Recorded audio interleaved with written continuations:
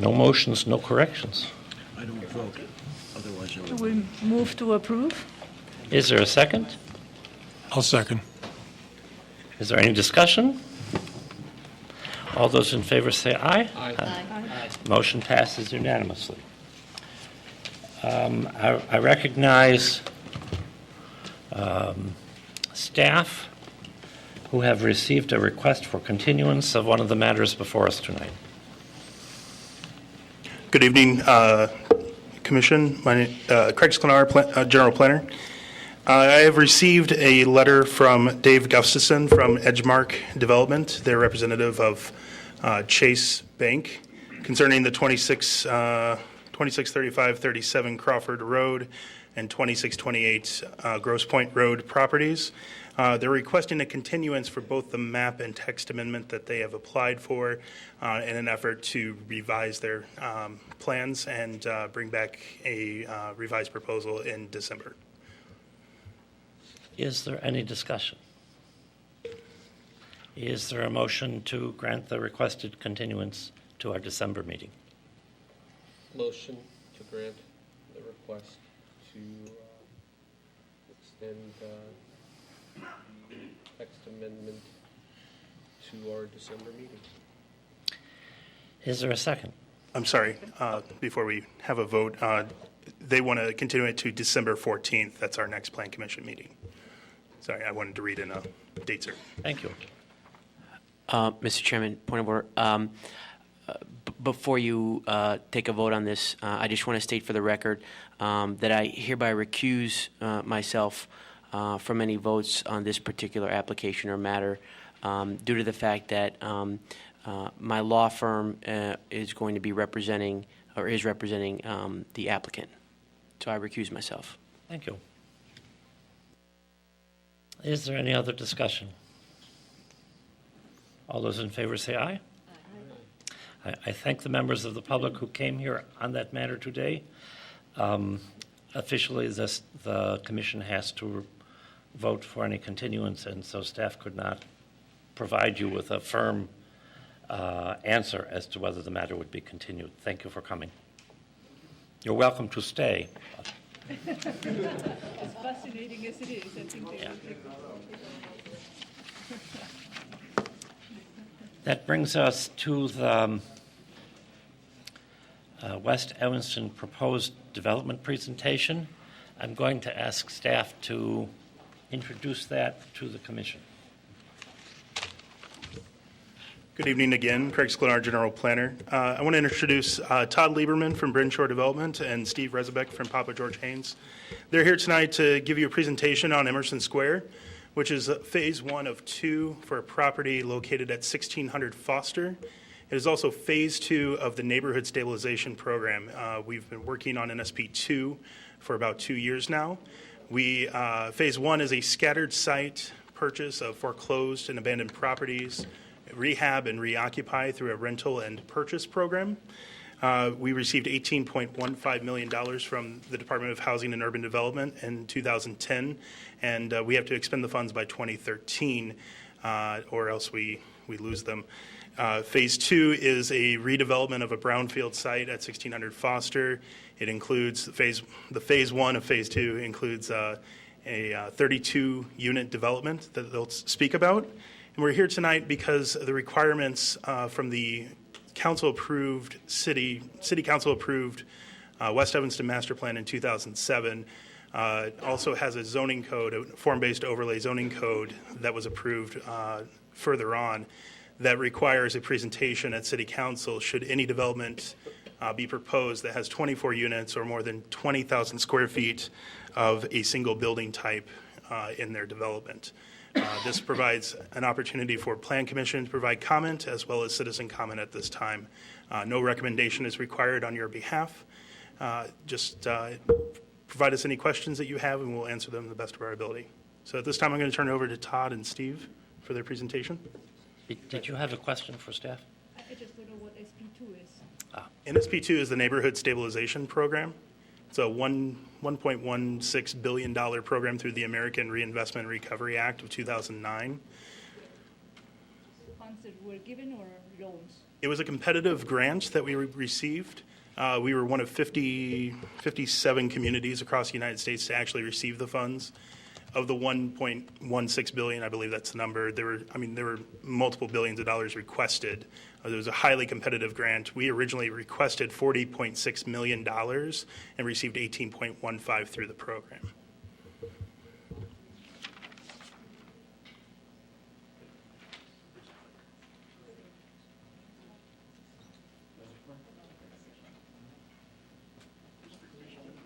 Just make comments The materials can be on Friday. and it goes through the site plan review. And it were the ones you sent. Oh, pick up the Just printouts, because like it was part of that application with No, HED. It's,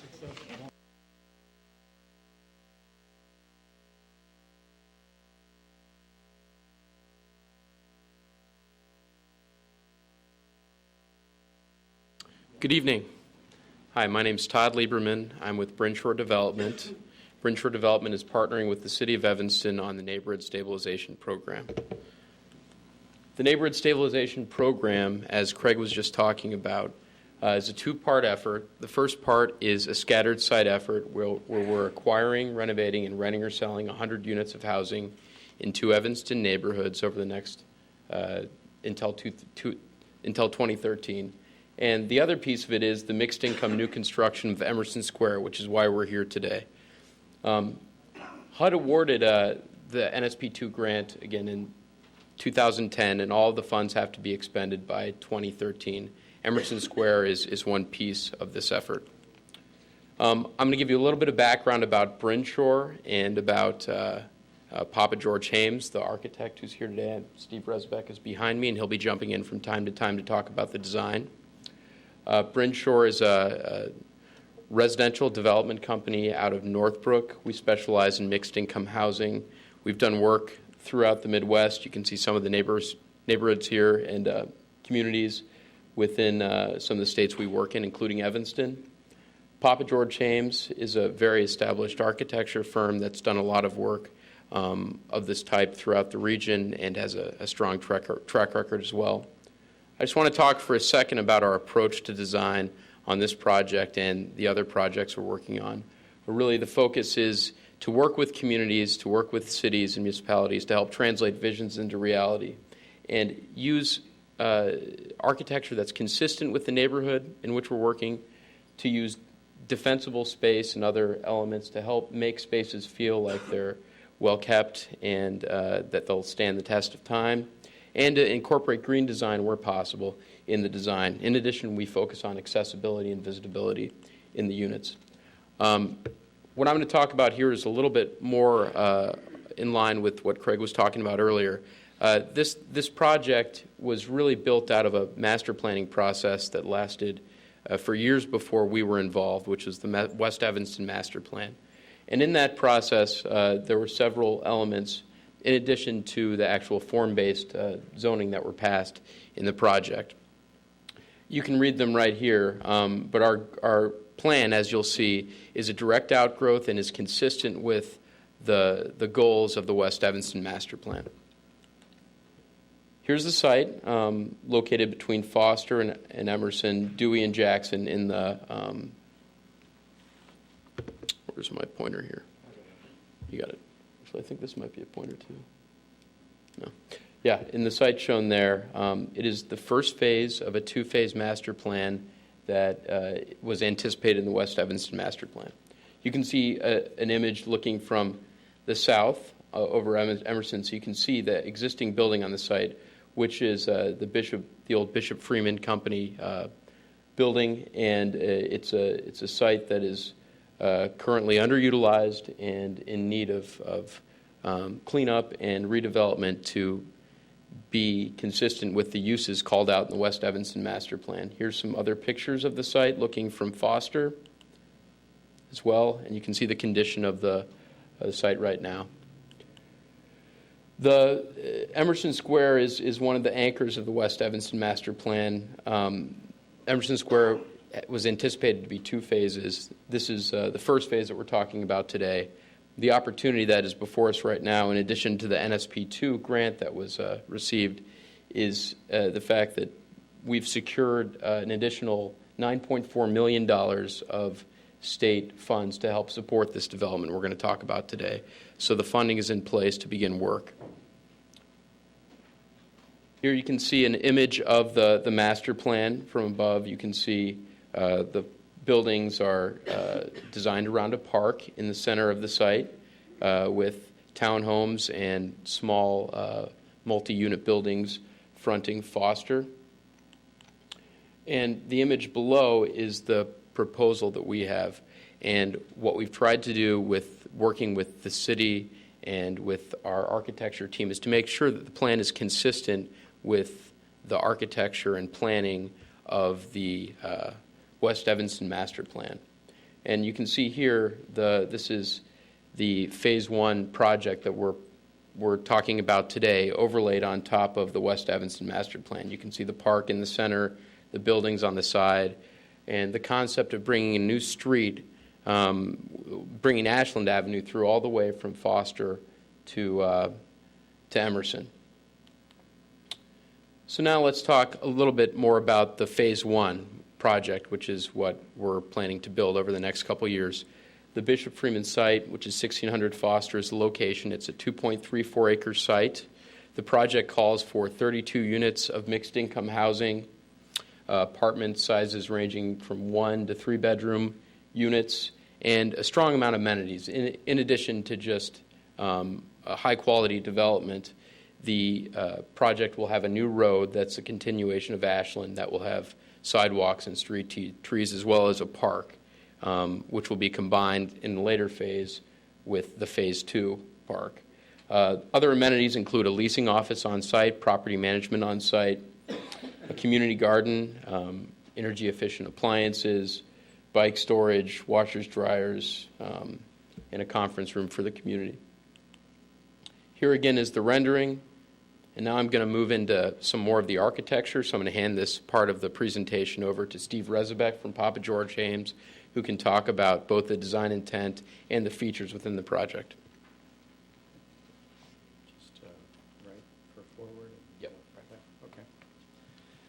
Good evening. As Todd mentioned, I'm Steve Rezebeck with Papa George Hames Architects, and our offices are located in Chicago.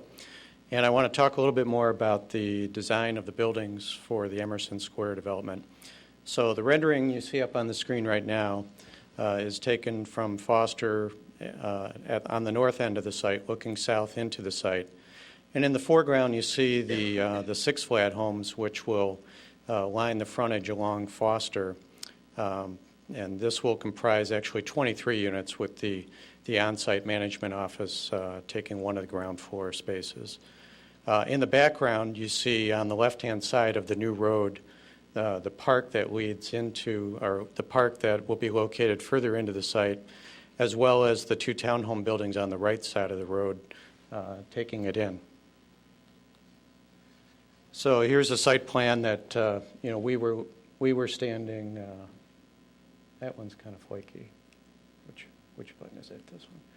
We were standing about here looking into the park, so you can see there's 3 6-flat buildings along Foster, another one on the other side of the new road, which will come into the park.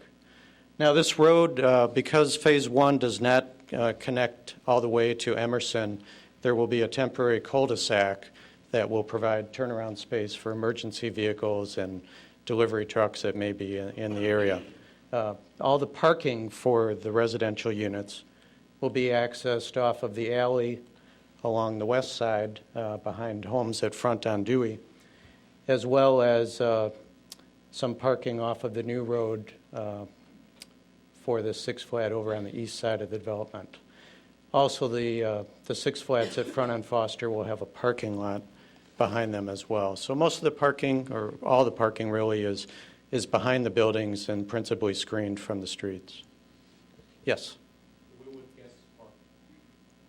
Well, there is, because of the parking ratios, there is more than one-to-one parking, so there's always the potential that there may be some parking on site that's available for guests, but primarily the intention is that guests would park, on the streets that surround the perimeter of the site. You do have on-street parking? Yes.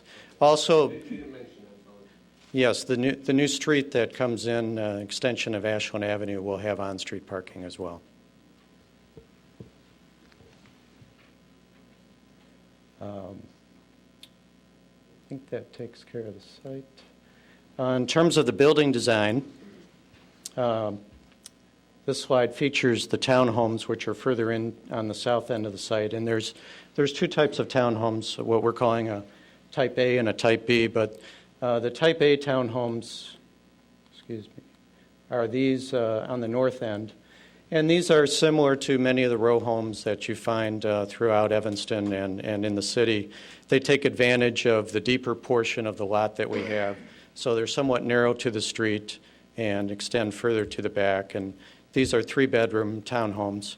As you get further into the site and the site narrows for the other townhomes, the Type B townhomes, we've turned those townhomes somewhat sideways to take advantage of the available land. And that's actually a benefit in that the homes have a lot of frontage, more bedrooms and windows on the street.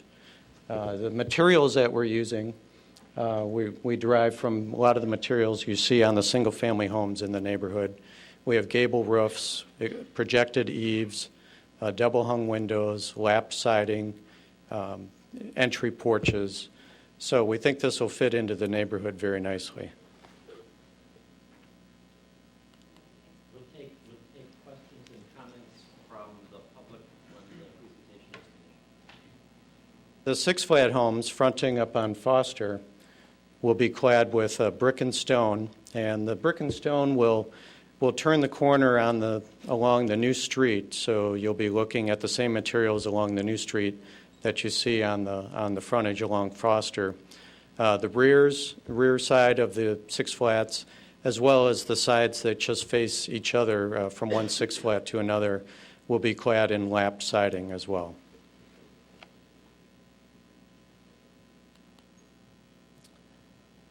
And did you want to talk about this, or I can talk about this? So this is kind of a zoomed-in view looking into the park, and you can see that the intention, is to conform with the West Evanston overlay requirements in terms of the right-of-way widths, the sidewalks, the tree plantings, street lighting, ample crosswalks, and also the park that will be dedicated on the left-hand side of this image. We will also have community gardens for the residents, which will be located kind of in the gap between the six flats and the townhomes right here. And that shows up a little bit in this view right here. And with this, I think I'll turn it back to Todd to talk about the mix of units that the development will have. Mr. Resebeck, may I ask this question? Is there any aspect of this phase that does not square exactly with the requirements of the overlay district? We've made every attempt to conform to all the setbacks. I think right now, after having several meetings with staff, the only areas where we have a little bit of work ahead of us is in the impervious ground coverage, because of the parking requirements in the buildings. So we're going to be looking to using some newer technologies when it comes to paving to increase the permeability of our pavements. So the parking lots, for example, could be pavers or some type of more permeable pavement surface to get us where we need to be. But that's the only unsettled area as far as you know right now. That's my understanding, yes. We've reviewed the amount of fenestration on the buildings, certainly all the setback requirements and parking ratios, and we're landscaping we're in good shape. Okay. Yes. All right. There are two items that the master plan anticipates in the full two-phase build-out. The first can be shown on the south side of the site.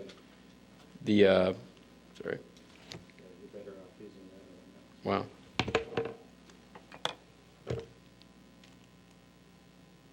Got it. South side of the site, this street will continue in the master plan, will continue down to Emerson. Right now you see a temporary condition, which is a cul-de-sac right now, which will be designed so that it meets all fire requirements. We've already met with the fire department, and Public Works. However, in the second phase, the goal is to meet Emerson. So that's the first thing. The second piece is the parking lot right here. The parking lot right here is at the rear of the C building. That parking lot is a temporary parking lot until the second phase is built, at which time the parking spaces will be moved and make way for buildings which will front the street, shown right here. So the plan, as anticipated, conforms to all the zoning requirements except for those two elements which require the second phase to be built to occur.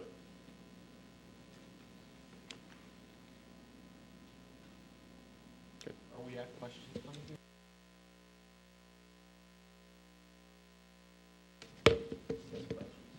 Great. Okay, so we went through the design. We talked about the design. Now, what is mixed income housing, and how does it work in this context? This development is very exciting because it provides high quality housing to a range of incomes. You can see here we have 4 one-bedroom units, 18 two-bedroom units, and 10 three-bedroom units, all with generous sizes, with rents that range from $287 for the lowest priced one-bedroom all the way to over $1,000 for some of the unrestricted units. The way that the mixed income, the incomes are mixed in this project is that 4 of the units will be below 30% AMI, and then other units will be between 50 and 60% AMI, and then 4 of the units will be unrestricted. And the reason why it's structured this way is both policy goals of the Illinois Housing Development Authority and HUD, but also because the hope is here that you have a strong community that has a mixture of incomes all living in the same area. We've built housing like this throughout the region, and we believe that it'll be very successful here. In addition, we want to make sure that you understand that this project will be professionally managed on site, and there'll be a leasing office with third-party management, which will be on site.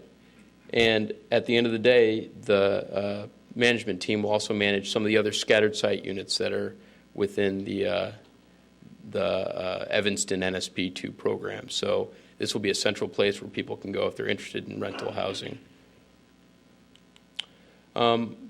We will continue our strong goal of minority women and Evanston-based business contracting with this project. Our goal is for the overall neighborhood stabilization program 2 is 25%. We hope to continue to exceed that as we've done in the scattered site project.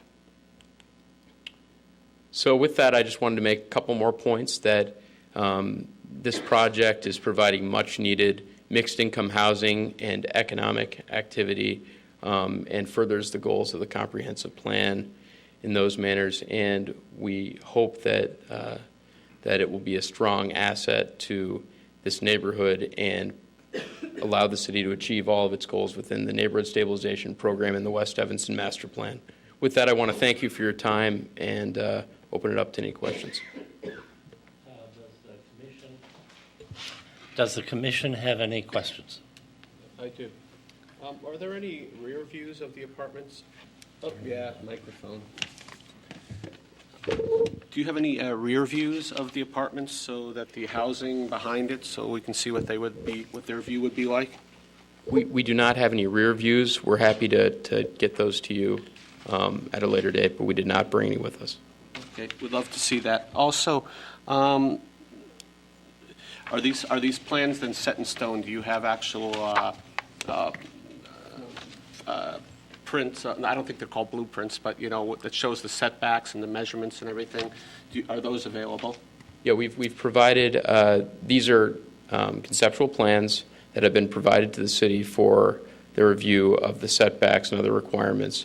We'll make sure that the project, as we move forward, will meet all of the zoning requirements. But the plans that have been submitted to the city are dimensioned and can be provided. Craig, have you done a review of the plans to see if they conform to the zoning requirements, including the overlay?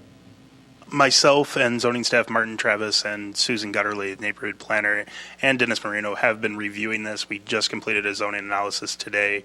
As Steve mentioned, it is in substantial compliance. The 2 areas that we are concerned is the impervious surface as required under the West Evanston overlay. They're slightly over in 2 sub-areas. We had to do an overall zoning analysis as the R4 basis. It's compliance with that, and then also do an analysis based on the building type as outlined in the West Evanston form-based code, and that's where the non-compliance with the permeable surface comes into play, and we've identified the percentage that they're over, that they need to find alternative solutions through the semi-permeable surface allotment that would be allowed, that would then bring them into compliance. Are those, can you share, are those electronic documents? Can you share them with us? Yeah, I have a copy of the zoning analysis here tonight, and I can submit electronic copies as well. Do you want to look at it during the meeting? I don't know if anybody else does. I just wouldn't mind seeing it. I think the ground rules, what I heard at the start, this is just informational. There's nothing for us to act on. Is that Right. correct? That's Yeah, correct. so then, I can see it at any time at that point. I do think that the renderings are very, very nice. I'm not a fan of form-based code, especially when it comes to creativity on buildings, but I think you've done a very nice job with the apartments.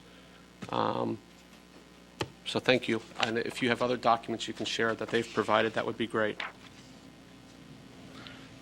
Other comments from the commissioners or questions? Go ahead. Is there a landscape plan that has already been submitted, or is that in process? It's in process, so we'll be completing that over the next couple of months.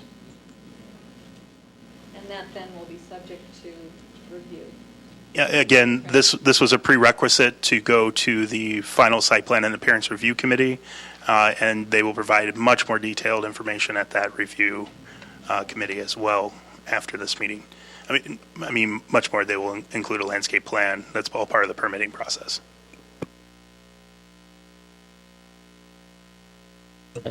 I take it it does not come back to the Plan Commission after Spark. Okay. Could you talk a little bit about street lightings and sewer utilities? Steve, would you like to address it? Excuse me, just before we do that, I've had a request from the cable TV operator to make sure we're speaking into the microphones and turning them on. Okay. Okay. With regard to utilities for the site, we did have a meeting with several of the city staff members last Friday to identify some of the challenges that we have in terms of bringing utilities into the site. One issue, because the site does not connect through to Emerson or, frankly, to either of the north-south streets, we're going to be looking at some way to create a loop with water main, for example, to make sure that there's adequate pressure and that we don't create a dead-end situation that is low pressure. But a lot of the information that we received at Friday was given to our civil engineer who attended the meeting, and he's actually beginning his work right now in terms of evaluating where utilities will run and what size, and making sure that there's adequate service in the area. Does the HUD grant pick up the cost of this? The HUD grant pays for a portion of the development cost.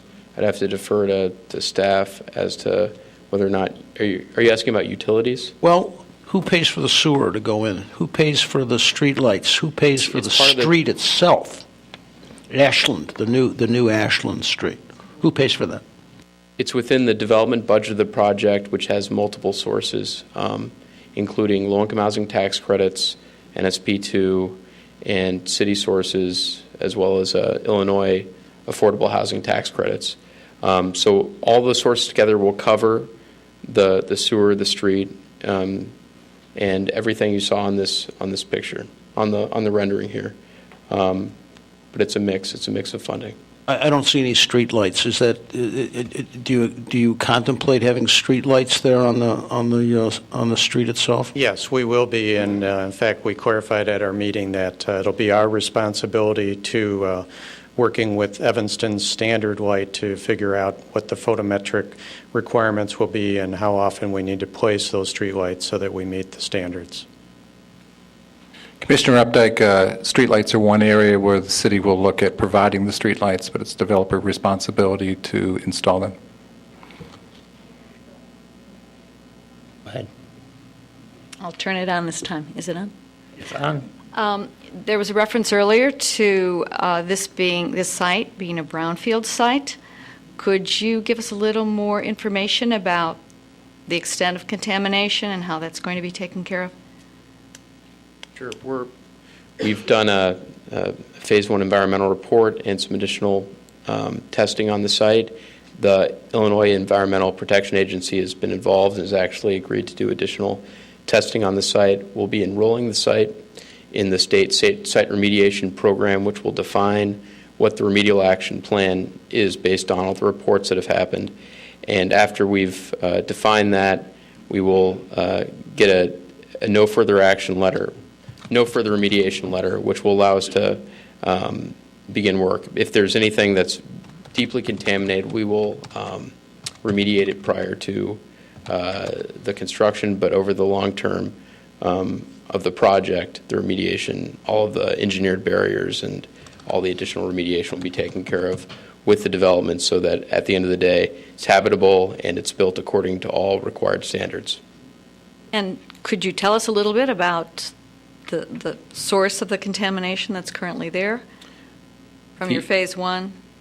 I could get back to you with detail about the contamination. I prefer not to say it off of memory, but there was a collapsed sewer that migrated along the site, and there are a couple hot spots within the area that had various contaminants. And I, off the top of my head, I can't remember.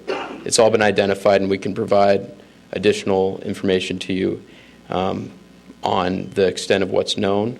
But suffice to say, we'll continue to test the site until we have a remedial action plan that's acceptable to the state and to HUD guidelines so that the remediation that takes place is sufficient for the development. But I'm happy to provide you that information. I don't know that I'm asking for the information specifically, but I guess my concern would be that if the contamination, since you've only had a Phase 1, although you said you... No, we've done limited scope. We've done Phase 2. So you've actually and we have done some borings. access to testing and borings, yes. And so Many. your sense is that you have sufficient revenues to cover whatever you might find once you start excavating. To be clear, borings have been conducted on the site, and they've been analyzed by our environmental consultant, who at this point has provided us an estimate. Moving forward, we'll get more borings, and we believe at this point that the budget that we have is sufficient to cover the required remediation. And if it's not, if it's worse than you think, where will extra money come from? Well, at this point, we believe that it's sufficient.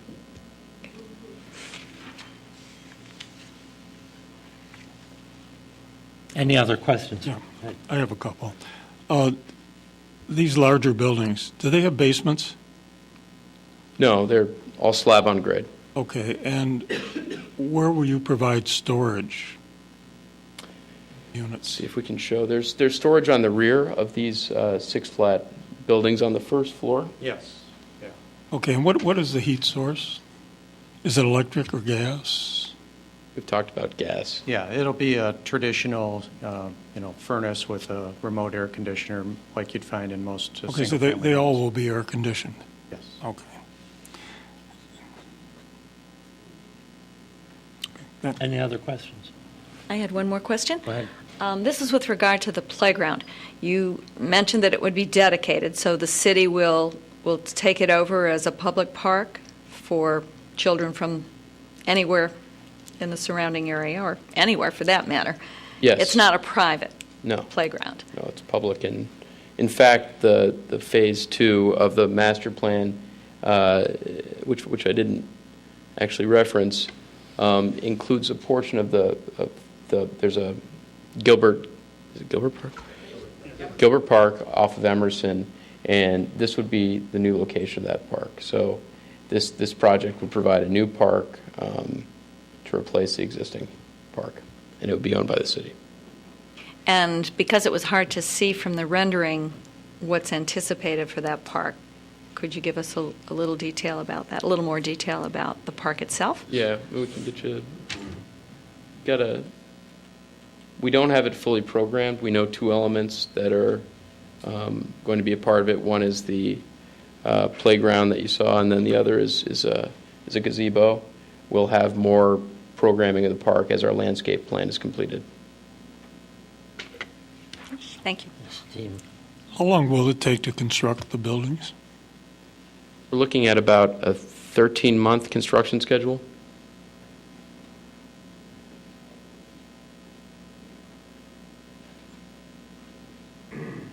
Any other questions? One more. Okay, just one more question. Maybe two. Was there any thought given to underground thermal heating, where the temperature differential, and I can't recall the exact name of the system. Geothermal. Geothermal, yes. We've done geothermal in other projects. Consideration was given, but we're looking at a system that we discussed before, the gas-fired furnace. So. You mentioned that this park is replacing a different park? Yes. Is it the same square footage of same area? That's the goal. The goal is to have a similar square footage. A similar square footage within the replacement, which includes both the Phase 1 and Phase 2. What you see here is a portion of the park. Dennis, do you have some comments? Yes, thank you, Chairman Peters. Just to add on the park, staff considers the proposed park an improvement over the existing Gilbert Park, which is parallel to the alley just east of where Autobarn parks its cars on the old Mayfair right-of-way. So this park being kind of a central square within the development, we think is a better siting and also has a lot more eyes on the park, which is a good thing. Gilbert Park certainly has some very nice equipment that was installed several years ago, but we think that this is an improvement.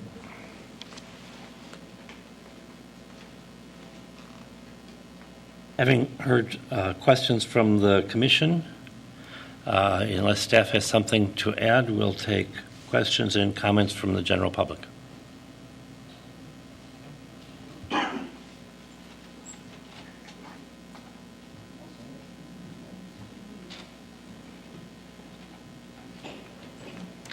If you're going to give testimony, anyone, and I guess I need to have sworn you guys too.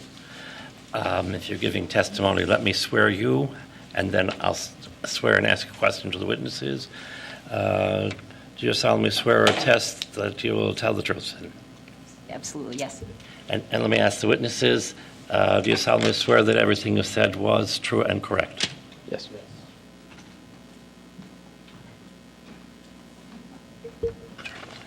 May I proceed with a question? Please. Tell us your name and address, and then proceed. My name is Jacqueline Varilli. I live at 1405 Lincoln Street, but I am the manager of a property on Jackson. So I'm very interested in what's going on in this project and proposal. One question that I'm going to continue on is with respect to the geothermal. Was it a cost consideration or an engineering consideration? I was thinking that since the site is so large, and are there, that there could be sort of an economy of scale created, and that would be of benefit to particularly the lower income people. That the costs of having to run their own furnace versus using geothermal might be a differential for them. It's a good question, and I'm going to defer to to David Brent, who's actually is the CEO of Brent Shore and has done several other geothermal projects. So your question's in the right direction. We try to build buildings that limit the cost for utilities on an ongoing basis. The issue with geothermal on this site is twofold. One is cost, but also when you have multiple buildings, the shared efficiency that you talked about is lost because you have to have a heat pump in every single one of the buildings. You have to have a well in every single one of the buildings. You really can't share. So it was a consideration, and it was decided not to pursue it. What we're doing instead is that you'll have a very high efficient envelope with insulation materials that are uncommon for typical building and exterior materials that will help retain the heat.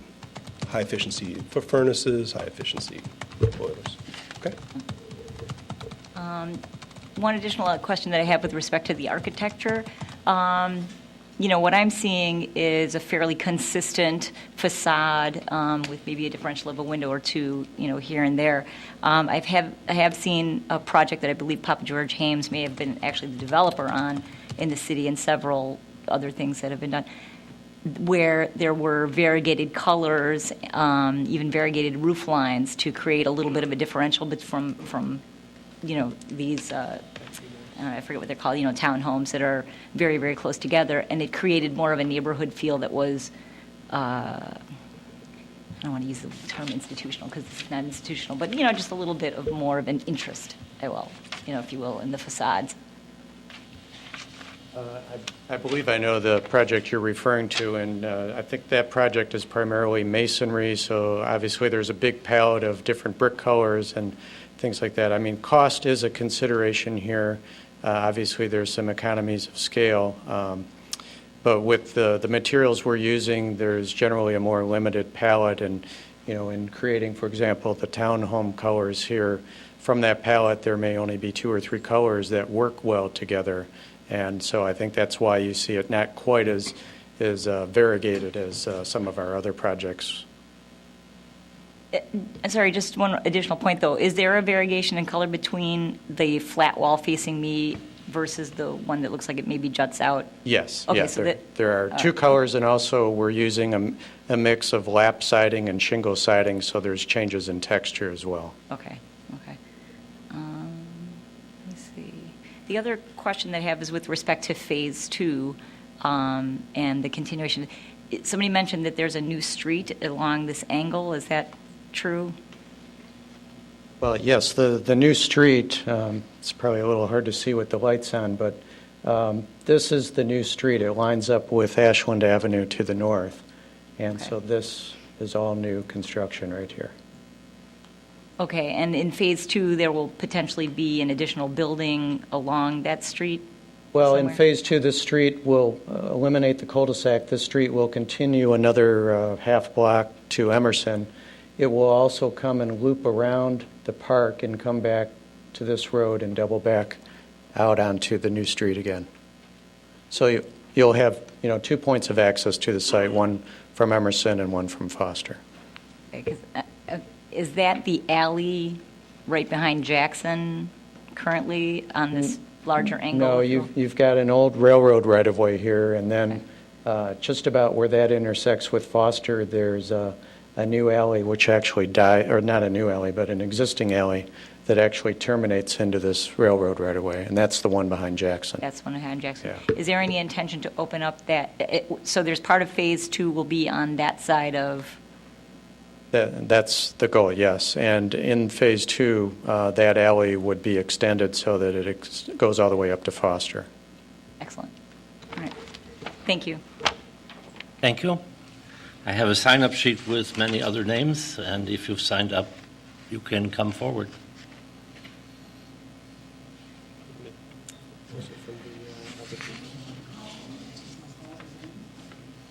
How you doing? I'm Dan Featherson. I live in 1810 Lamar. My first question is for the council. What kind of provisions are we going to put in to make sure that when they do build the houses, because it seems like it's a lot of control that they're going to have, to make sure that the housing process is fair for everybody in the community? Do we have any provisions that we're going to put in place, or we're just going to allow Brent Shire to put in who they want to in that process? Do we have any kind of process in our town that we're going to use to make sure that the process is fair? And how you doing, Mr. Updike? Let me ask staff to respond to that. Yes, what I'd like to do is ask one of the Bryn Shore staff to talk about how you do that process currently in your other developments. They comply with HUD and all their developments, and that's the fair housing process. Yeah, a lot of what goes on is regulated. So what typically happens in the development in the neighborhoods that we work in is that as soon as the construction starts, we start to people know the development is happening, and we start to take applications, and that's typically from people within the community. After a certain period of time, we have to do broad-based advertising, and so it's called fair housing. It's the law, so we'll advertise.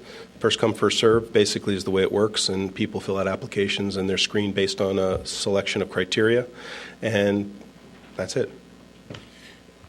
Sure.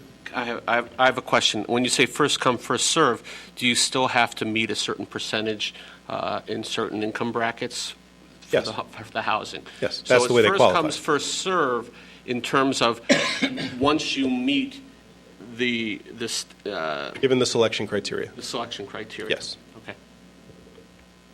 Is there any percentage that has to come from Evanston? No. That's why we try to market as early as possible to locally and try to take lists. Now, you understand that staff has how many names on lists for rental right now? We have 100 names probably right now on a list for the scattered site developments that would then flow into this development, which would be first on the list, and they're almost all Evanston folks. So to the extent that there's demand within the community, it's usually satisfied early. That's been our experience. Does that answer your question? Well, what else? And what else can I do? How do you make the judgment of the criteria? I mean, how's that? How's that process being done? It's pretty standard. We have several criteria. One is have to meet a certain income threshold. They have to be below a certain income, but then they also have to make a certain amount to be able to afford the project. We look at credit history, and there's a specific criteria that's set up on their credit history. Can't have any criminal record, felony record over. I think we've adapted a little bit. It'll probably be a 10-year period. We do drug testing on the site, and there's a job requirement, and there's home inspections. And then that's just regulated by who? What happens is that procedure is submitted to the Illinois Housing Development Authority. They approve it and they monitor it as we move forward. We have to go through each of those processes for every applicant. Okay.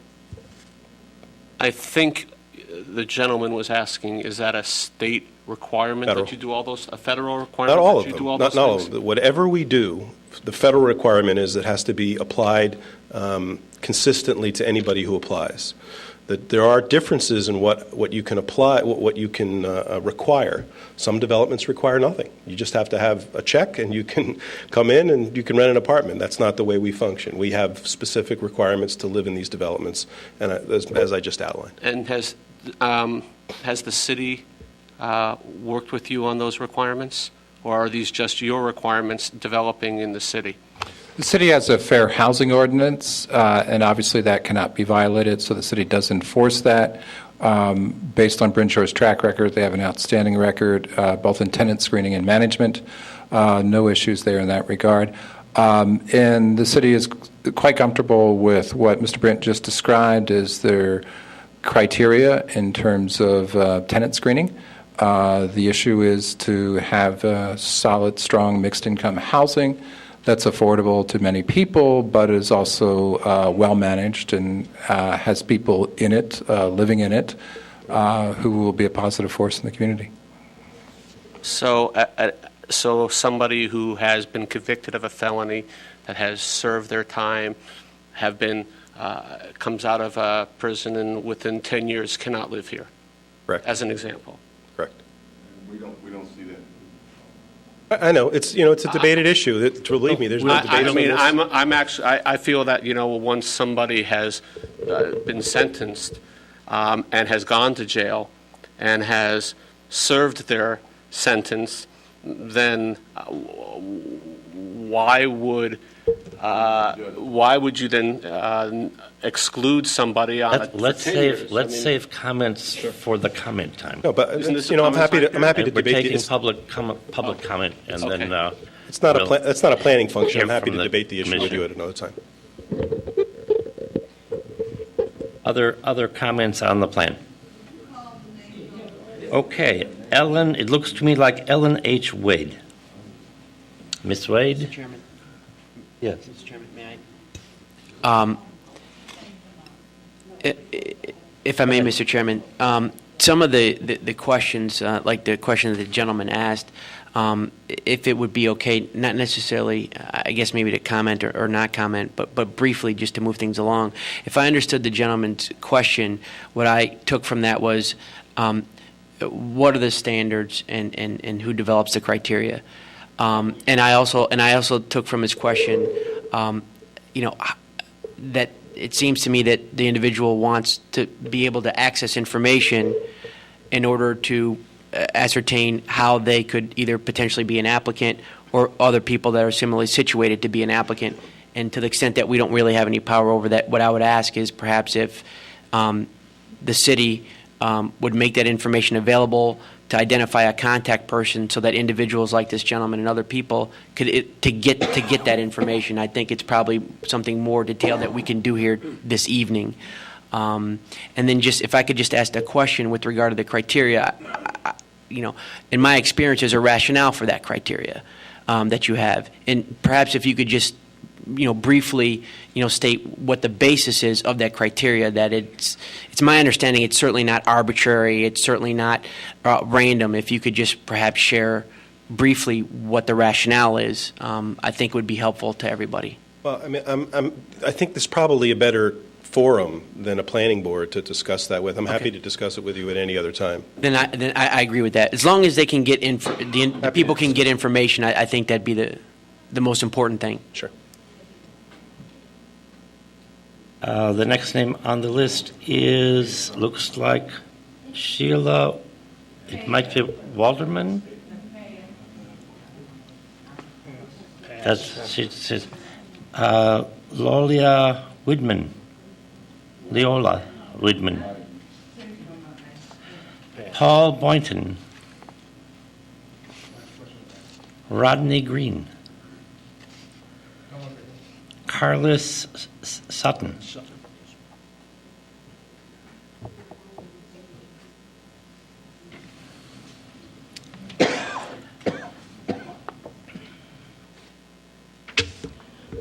Good evening. I'm speaking on behalf of some stakeholders who asked me to make some remarks for our community. And secondly, I am quite encouraged and inspired to hear the questionings of the Plan Commission. Generally, our community has been seeing this as basically a rubber stamp to developers. I'm very, very, very pleased to hear your concerns about park and about compatibility and the questions that you ask. Our concerns are, one, this project is totally incompatible with existing structures in our community. We as a community decided to build Blake Robinson because of a need for our senior citizens to have a place to stay. There's no other structure in the 5th Ward, residential, that looks anywhere near this, and it's totally incompatible with all the structures on the 1900 block on Dewey and Darrow and all the surrounding homes. There's still pretty few duplexes and single-family homes. It's totally an intrusion and a footprint that is totally not needed or not wanted in our community. Secondly, I'm glad to see that there have been some changes. We already know that the new street that's going, first they told us is going to be Florence, and I'm glad to see that there's been some changes with their presentation and what they made to us as a community. The street that's going through is going to be our concern that this will be the cost to the Evanston taxpayers and, more important, to the people who are co-related in the vicinity, which will expedite and increase gentrification, which is our major concern when our taxes go up to make houses, sewers, street lights, and other provisions for people that the majority of the people in our community will never reside in. Secondly, If this is to be something compatible with the community, with all the existing vacancies in the Fifth Ward now, why are we talking about developing new rental spaces? I mean, it's just a total disrespect. We'll take comments, but not other noises, sounds. Thank you. You're welcome. Secondly, no single family structures exist that looks like this, and if we wanted to live on Chicago Avenue between South Boulevard and Keeney, we would have moved there. And we've already decided that's not the kind of a structure we want in Fifth Ward. We also are very concerned about the moving of the park and the access to the children in our community. That cul-de-sac is very, very suggestive of a closed, gated community that aids to isolation of the existing people rather than open to the people who actually live and have access to that. Secondly, we also are very concerned about the EPA analysis. They had mentioned to us that they would be removing soil and construction at the same time. Our concern was if this is contaminated in any way, the contaminated soil should be completely removed before any construction remains. And secondly, who owns this land? All the previous people that signed up to speak are homeowners, and their homes are being shown displaced on this particular site. And the land that you're developing is not even owned by the developers. So how can you go forward with phase 2 of this and it's not even owned by the developer? And lastly, if we're going to have these kinds of infrastructures and things built in our community that are not compatible with our community, I think we should develop a more plan that would be consistent with the needs of the citizens and the concerns of the citizens in the Fifth Ward, and not some preparation that's been hastily prepared and does not concern or does not involve the concerns of the citizens. Thank you. Thank you. Let me. I will remember, and when I get to the end, you'll be next, and then anyone else. Bent Hamelef. Mr. Hamelef from Hillside Lane. He was part of the continuance. Roberto Hudson. You're right, it's Roberta.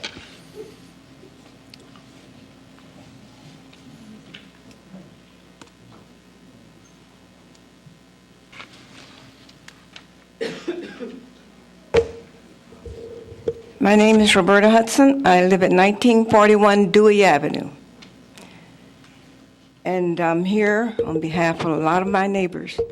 Many of them are ill or can't be here this evening, but they've let me know that they aren't interested in what's being proposed in our neighborhood. Several years ago, I think it was August 2007, we presented petitions from the neighborhood for the people who were interested in having whether or not this would be a good thing for their neighborhood. Nothing was ever done about it. But you have that on record. We've indicated that we were concerned with the type of pollution. I understand from previous people who have worked or have had a business there that there's over 100 years of contamination in that site from auto doctors and other businesses that were there. I, too, would like to know who owns the land. And the city has access to the government funding requirements. Why is it that the neighborhood knows nothing about the type of funds that are available? Could somebody tell me or tell us who owns the land at where the auto doctor and Bishop Freeman is? When we have all the comments, I'll ask staff to respond to some of them, and that's one of the questions. What's there now? Who owns it? And will the remediation of pollution happen before construction? Okay. I understand there's 9.4 million federal funds that have come into this project. Is that right? I don't know the answer to that. I don't know about this particular project. And how many But we'll homes ask. will be impacted by this development? Has any study been done? What's on the property now? Let me ask Craig. Currently, there's an industrial structure, as formerly used industrial structure on the site. So there's no residential housing no housing on the site. So I then no homes. Well, all of the homes around here will be impacted. We live there now, and we see the problem with traffic, with the pollution from the churches. We smell the fumes from the top of the buildings, and that's why I'm saying no one's really done a study out there. But here we go again, getting it wrong again. Resources that are meant for urban development and renewal are being diverted to give opportunities to special interest profit. Hereby, when are we going to wake up? These are federal dollars that have been here, brought in here to help the community. This project does not help our community. There's no one in our community that's going to get any benefits from it. You have the developers, you have the landowners, you have the real estate people. All of these people are profiteers who will be profiting at our expense. When they leave and go to their homes in Northbrook or wherever, we're suffering for years with the pollution, with the traffic. I mean, you need to be there to see what it's like. They park behind my garage. They park on people's lots. Right now, we're overcrowded. That area was not meant for 32 units to be put into the small area that's there. When you have Fleetwood Jardine, when you have Family Focus, when you have the churches that are all around here having things all during the weekend and weekends, you take a chance on your life going down Dewey to make a right or left turn, hoping nobody won't hit you because they park right up to the street. No one has done a study to see what's out there and what we have to deal with every day of our lives. We should be developing the people, and the people will have the skills to build and develop their own neighborhoods. That's what we're looking for. We don't need them to develop this neighborhood for us. You provide the opportunity and incentives to help people to help themselves. You're going to continue to struggle with all the problems of the urban poor until you decide to do what is right by all the people, government of all the people, for all the people, and by all the people. This is what we shall not perish from the earth. It should be a government for all people, not for special interests. And this is what I'm hoping, that you will listen to the people who live here. We've filed petitions. We have taken the 400 people. We have had surveys over 400 people, and they've told us what we wanted. The city walked in and said, a room full of developers and a few people who had a special interest, and they shot through this program for several years. We went, on the other hand, we went door to door, up in attics, trying to find out what the people's needs and their wants were, and they told us in the survey. The city didn't do that. They don't care. They keep throwing stuff right down our throats and hoping we don't notice.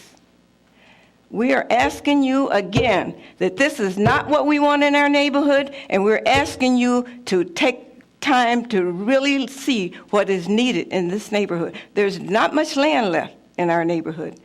And for God's sake, let's do the right thing and put something that's going to benefit the community for years to come, 5, 10, 20 years to come. And I'm asking you to do that. Is Priscilla Giles here?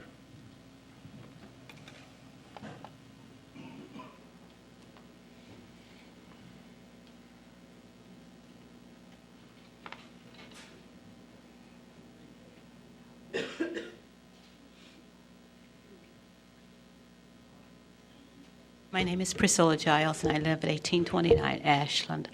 I'm really very sad, very hurt of what has happened. I am against this project. It's not consistent with the homes in the neighborhood. It's a master plan that's passed over the neighbors. It's like a master over their slaves. Many of these people are going to be displaced, have been displaced, and that's where you have the space and the time, the money for phase one of this project. There is no opportunity for the residents of the neighborhood to benefit from anything that is done by this project. Even if you provide jobs for minority women, as I heard, or minorities to work on this project, there will be nothing when the houses are built. There will be no way for the people to have still a job. That's the end of it, although there will probably be very few people who will be part of it. When the residents were approached by the city about what we would like to see in our neighborhood, we asked that we would like to have the people there stay there. The park that is proposed is a hidden in a development. It's not open to the street, and therefore it's not neighborhood friendly. This is housing that is not needed, not wanted. It's not even the kind of homes that should be that are proposed, that they've proposed are like what we have. It's very unfair for the residents to pay for something that's not wanted or needed, and who will have no benefit. There is no benefit that we will get from this project at all. We ask that you give something for the community that we would be able to benefit from, jobs, training.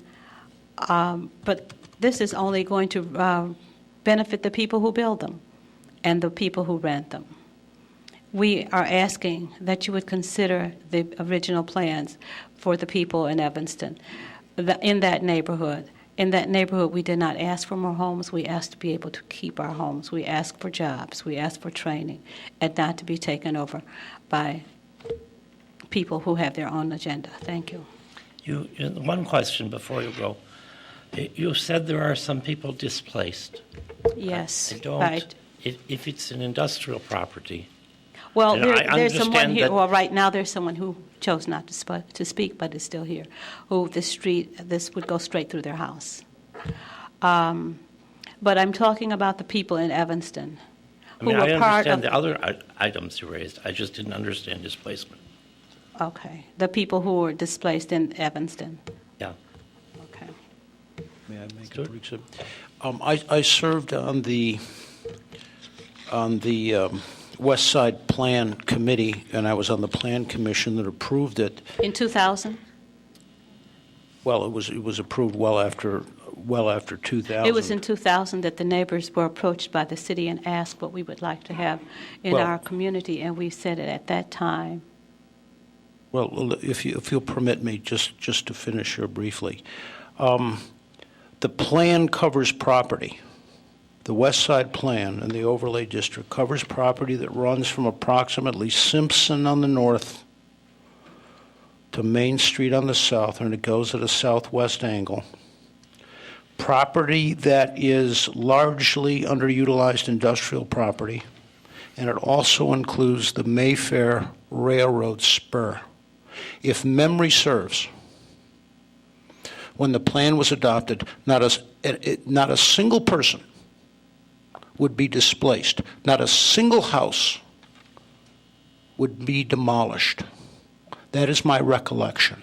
The people I'm talking about, in addition to the people that I've already said, would also be the people who would not be able to afford to stay in Evanston after the taxes were raised from this development. That's quite a different question. I will admit that. Thank you. Thank you. Drew Pearson. Tina might be Payton. I recognize Miss Payton.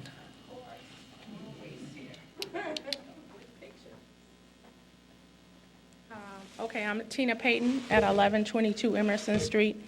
My family owns and operates property at 1507 Emerson and various properties in the 5th Ward. But this is the 1507 Emerson is within 500 feet of this project. I'm not understanding first why we're building housing when we have already so many foreclosures and vacancies. There's a project down the street from my house that was supposed to take place at 1881 Oak and next door, and it's still a vacant lot. Various projects on Chicago Avenue, still a vacant lot, Chicago and Maine. So with all the vacancies, I'm not understanding this at all. Also, the city and whoever is managing this or constructing this needs to follow rules and regulations just as we do. At my property at 1507 Emerson, they're rehabbing the home at 1509 Emerson, and that's city-owned and operated. They've contracted people to do that.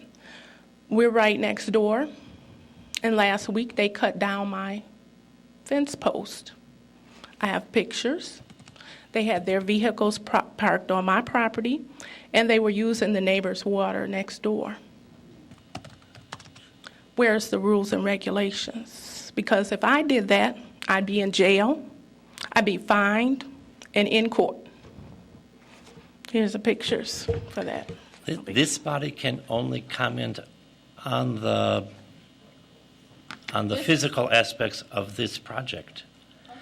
So these pictures probably should go to the alderman or the staff.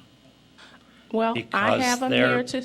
They have authority over that kind of question, especially if people hired by the city are trespassing and cutting down your fence.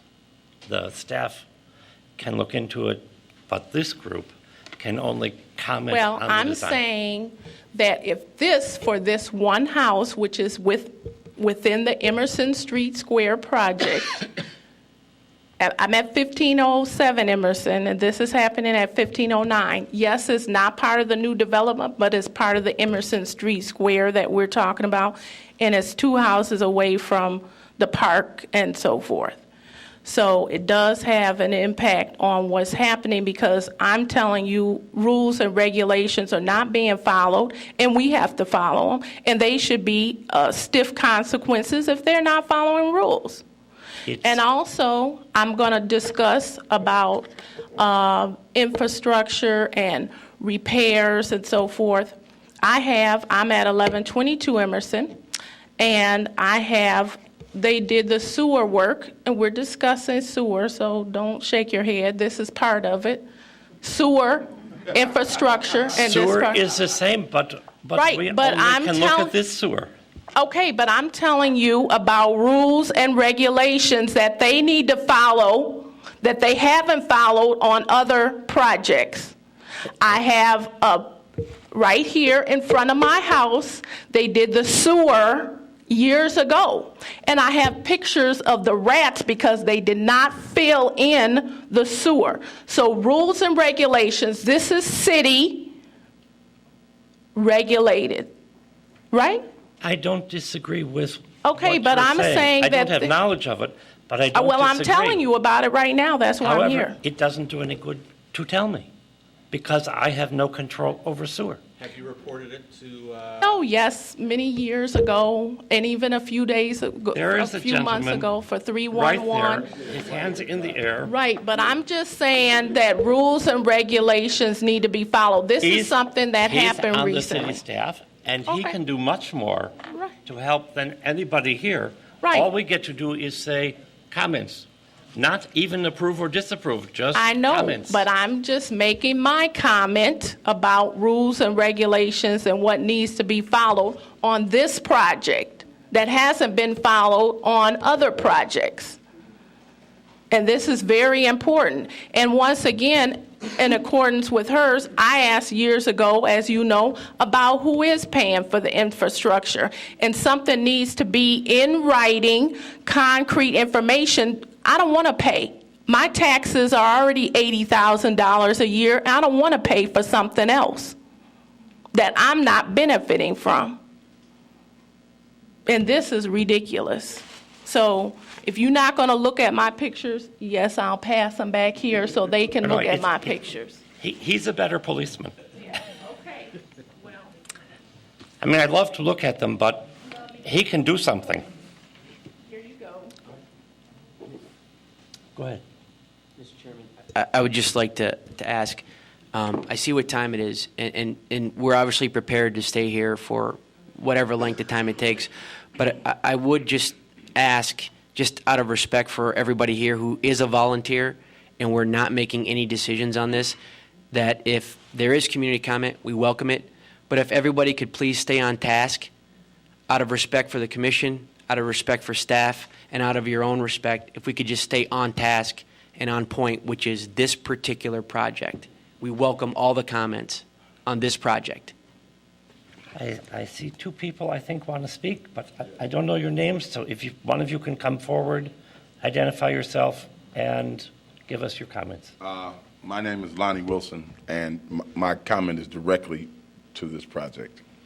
My address at this moment is 1039 Darrell, but just so that we understand, 70% of all African American men have been inside the court system.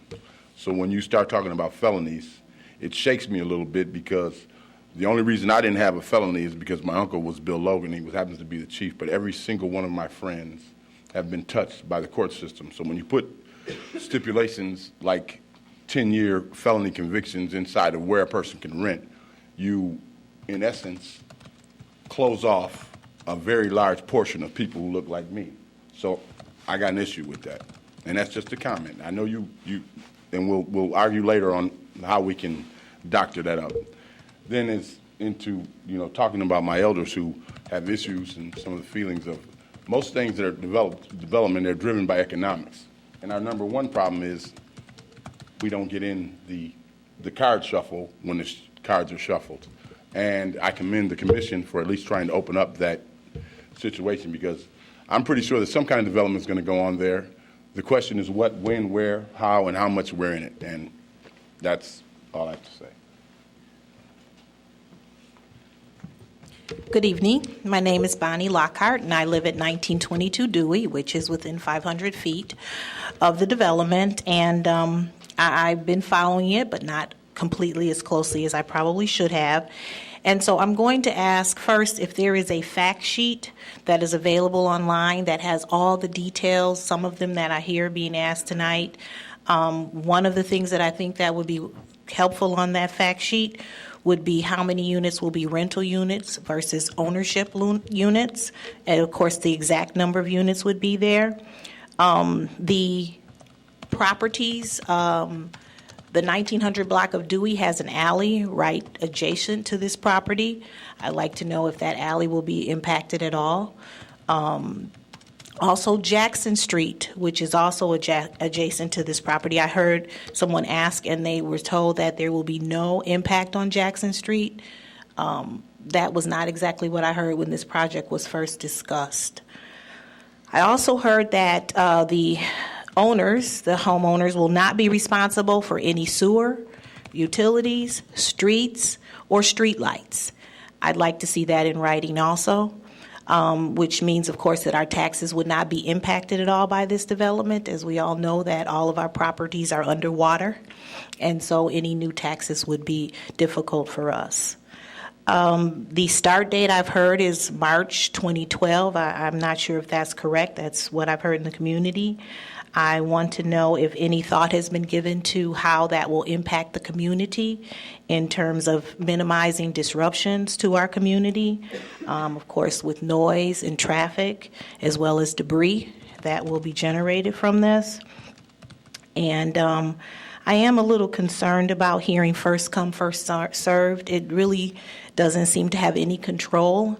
And I'm wondering, in all respect to the Fair Housing Act, what controls will there be to provide accessibility to low-income persons who would be interested in living here and to support that? And especially for young families. I mean, Evanston has been long known for young families, and it would be very helpful if they were allowed to have access to this. That's it. Thank you. Anyone else in the public have comments? There are a few questions that the developers might be able to answer, or the city staff. One of them is the order of remediation of any pollution in relation to when construction will occur. There was a concern about doing the remediation during and after construction. Standard protocol is hotspot remediation is done prior to any development because it requires a different process for dumping, where it can go and how it can be processed. And then the balance of the remediation is done during construction because barriers are created. You have to dig up a certain amount of soil where you're disrupting the land, and then engineered barriers are created. So it's a mixture. But that's why you have a specific plan of action approved by the EPA and guidelines on how you'll proceed during construction. Just to add, all remediation would be governed by the rules, the regulations of the Illinois Environmental Protection Agency. On this project, we've developed an agreement with IEPA to be a technical assistant in this regard at no cost to us. Could you also explain to the members of the public here the income aspects of this? There was a concern about gentrification, and so maybe it would be helpful to explain the income and mixed income requirements here. Right. As was described earlier, the uses on the current site is principally a vacant industrial building and vacant land. And there is where Ashland would extend to Emerson, the new Ashland. There is one residential property in that location that is owned by a party. So that is the only house that would be directly impacted. That would be in phase 2 of the project, not this phase of the project. For this phase of the project, it's strictly industrial, vacant industrial land, and vacant land. With regard to income, I'll turn to Brinshaw to fill in the more specifics on this, but this is a project that is substantially financed by the tax credit program, and that has very specific requirements under state and federal regulations related to income mix. Basically, this development provides an unusual opportunity for affordable housing for people who both live in the area and other people who apply for the housing and meet the criteria that's been described by Brinshaw. So in all my years with the city, I don't think I've seen a development that is this promising in that regard.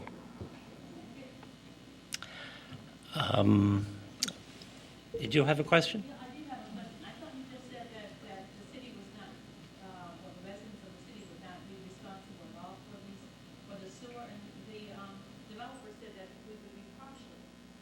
I don't know which one. The developer is responsible for the infrastructure on site that they've described as part of their site improvement budget.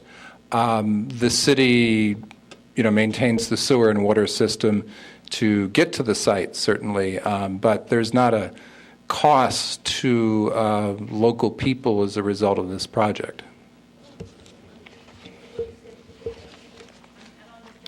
Yeah. One other thing I should explain, and it sort of encompasses a response to a number of different questions, is that in addition to the process that we're engaged in here, which is reviewing the zoning and overlay regulations and having an opportunity for public and commission comment in that regard, there's also a related process which involves amending the redevelopment agreement the city currently has with Brinshaw that was approved by City Council for Phase 1.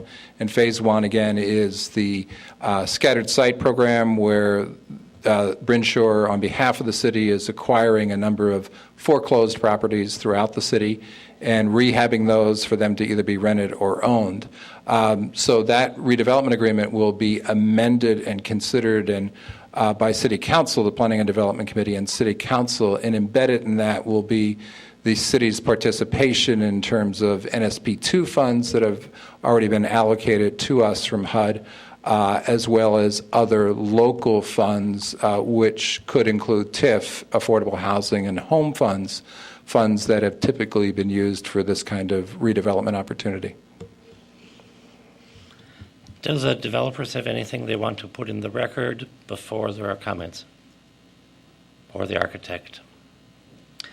Then we can take comments from the commission. Ms. Buda? I have one more question that arose during one of the comments, one of the public comments about impact on traffic. And I'm wondering, with these new units and what we've heard from the neighbor about the amount of traffic in the area, whether the impact has been taken into account, whether there's been a traffic study, and whether that's available to neighbors and others to view.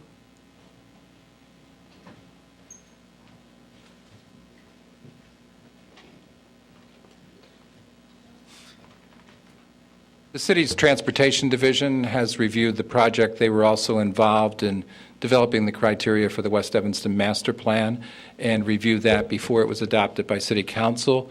In our review teams, our technical review teams of this particular project, they've not raised a concern in terms of the ability to absorb the traffic that would be generated by this particular proposed development.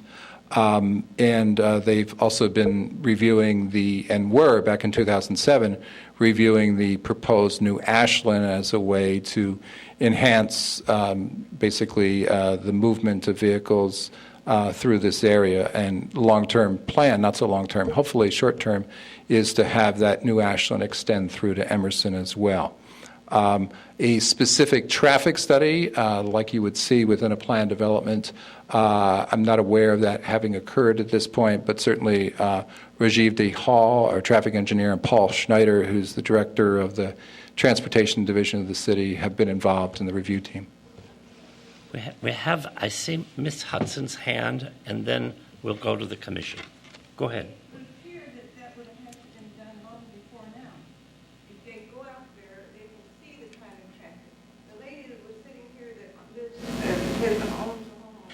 Could you come up, because we're recording everything,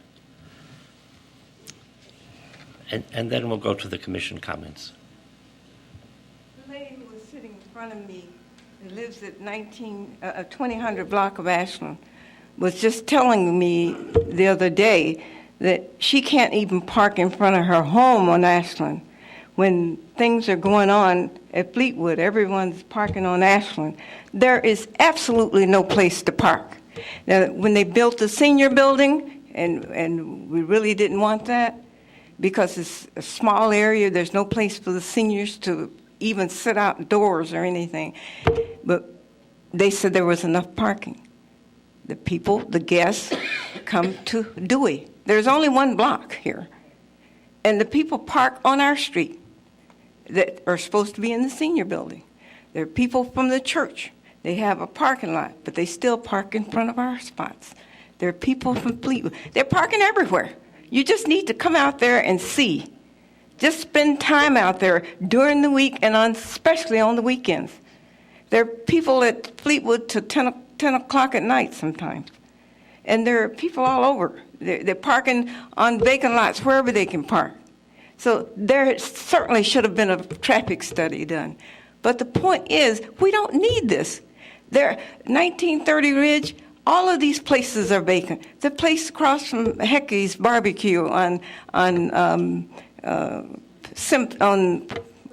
Green Bay and Evanston, the places are vacant. Why do we need more housing?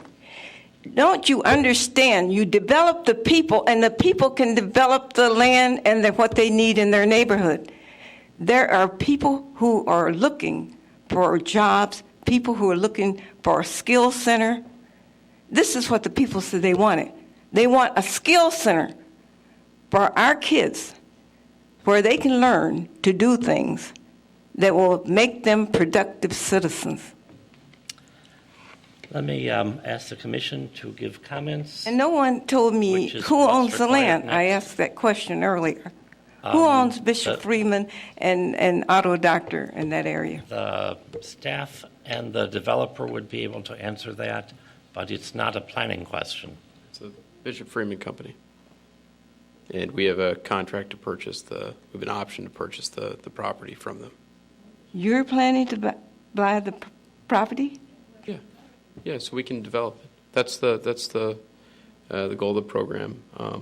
We'll acquire the property is under contract. It will be donated through a nonprofit to help generate Illinois affordable housing tax credits that are used as a source in the project to help build the affordable housing on the site. It'll be provided, and then it'll be matched with the low-income housing tax credit equity that we've secured through a competitive process. So we're using this government money for so-called affordable housing when the people around this area don't even need that area for affordable housing. We don't need it. Why? We have homes that are vacant. We have people who are losing their homes. Why do we need affordable housing there? There's no request in our neighborhood for that. And that's why I'm saying the city has access to getting government funds. It seems to me that there are areas that the city could have worked with the community on to have a skill center there that could develop people who can create businesses that can create jobs. The city is not making the money from all these empty buildings around here. We understand what you're saying, but we only have this to look at and comment on.